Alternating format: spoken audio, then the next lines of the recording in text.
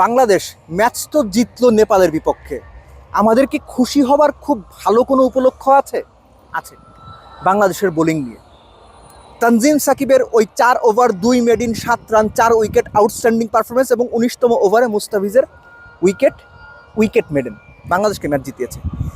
নেপালের ব্যাটাররা ষষ্ঠ উইকেট জুটিতে 58 বলে 52 পার্টনারশিপ করতে পারেন, বাংলাদেশ পারে না।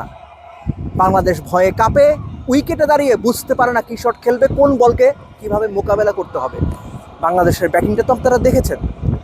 এই ব্যাটিং সুপার 8-এ অস্ট্রেলিয়ার বিপক্ষে, ইন্ডিয়ার বিপক্ষে, আফগানিস্তানের বিপক্ষে, ফজল হক ফারুকি কিংবা রশিদ খানদের বিপক্ষে, Mitchell Starc, Pat Cummins, Hazlewood, জাম্পাদের বিপক্ষে, সিরাজ, বুমরা, চাহালদের বিপক্ষে কতখানিক দাঁড়িয়ে থাকতে পারবে, কতখানিক সার্ভাইভ করতে পারবে? কি মনে হয় আপনাদের?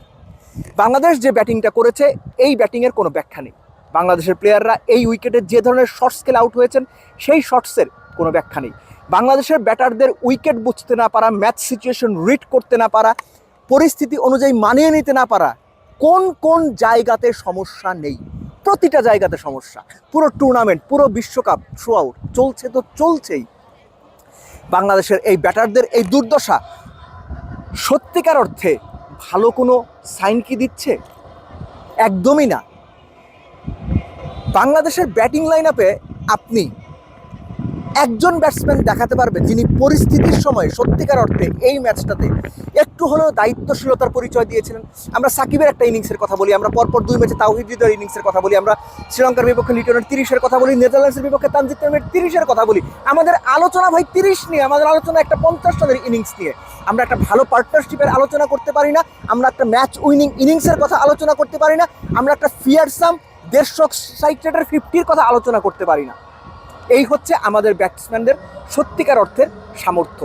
এই সামর্থ্য নিয়ে টি-20 ক্রিকেটে সুপার 8-এ টপমোস্ট টিমগুলোর এগেনস্টে, চ্যাম্পিয়নশিপের অন্যতম কন্টেন্টার দুটো দলের এগেনস্টে বাংলাদেশ কি করবে সেটা নিয়ে যথেষ্ট প্রশ্ন তোলার সুযোগ রয়ে গেছে। এন্টায়ার ব্যাটিং ইউনিট, আপনি এক এক করে যে কারো নাম বলতে পারেন, আপনি তানজিদ তামিমের নাম বলতে পারেন, আপনি শান্তর নাম বলতে পারেন, লিটনের নাম বলতে পারেন, সব কিছু মিলিয়ে কেউ ভালো করেনি, ভালো নাই করতে পারে, কিন্তু কন্টিনিউ ভালো করবে না। কন্টিনিউ একটা দলের ব্যাটিং অর্ডার ফেল করবে, কন্টিনিউ একটা দলের টপ অর্ডার ফেল করবে, কন্টিনিউ একটা দলের ক্যাপ্টেন দিনের পর দিন ব্যর্থ হবেন। যে ব্যাটসম্যানকে বাংলাদেশের সবচেয়ে টেকনিক্যালি সলিড ব্যাটসম্যান মনে করা হয়, সে লিটন দাস, দিনের পর দিন ফেল করবেন। তানজিদ হাসান তামিম একটা ইনিংস ছাড়া এই ম্যাচেও ফার্স্ট বলে ডাউন দ্য উইকেট এসে ক্যাচ তুলে দিয়েছেন। এই ব্যাটিংয়ের ব্যাখ্যা কি?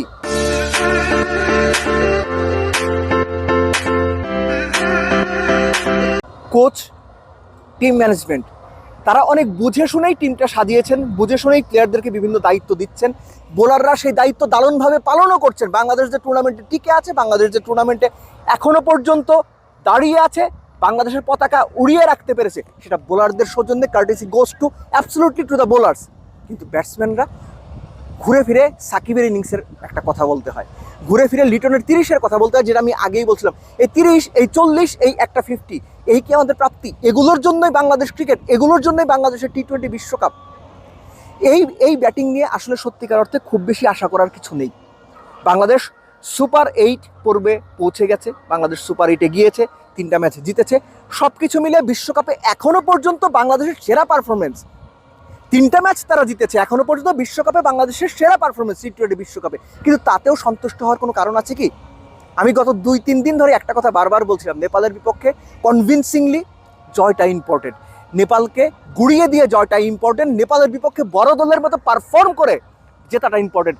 বোলারদের দিক থেকে বোলাররা সেটা করেছেন, কিন্তু ব্যাটসম্যানরা পরিচয় দিয়েছেন তারা আসলে সত্যিকার অর্থে ব্যাটসম্যান হিসেবে দুর্বল, ব্যাটিং টিম হিসেবে দুর্বল, টপ অর্ডার হিসেবে দুর্বল, ব্যাটিং ইউনিট হিসেবে প্রচণ্ড রকম দুর্বল। আর এত দুর্বল ব্যাটিং লাইন আপনি বিশ্বকাপের টপ 8-এ গিয়ে খুব ভালো কিছু আশা করাটা সত্যিকার অর্থেই বোকামি।